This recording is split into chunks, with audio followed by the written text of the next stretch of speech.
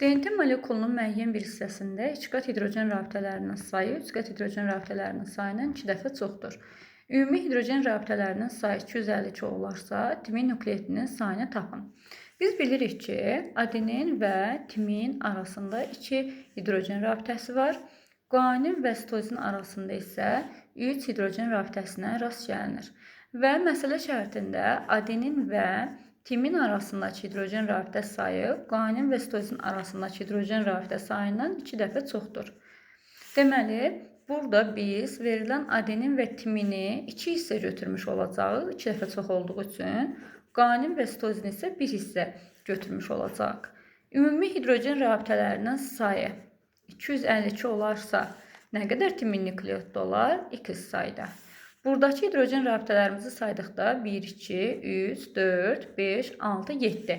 7 hidrogen rabitəsi olan yerdə nə qədər timin nukleotda görmüş oluruq? 2 ədəd timin nukleotda görmüş oluruq.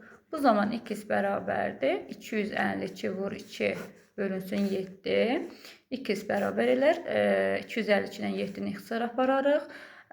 Cavab edər 36, 2-yə vurduqda 72, 70 olacaq. Deməli, timin nukleotimizin sayısı 72 ədəddir.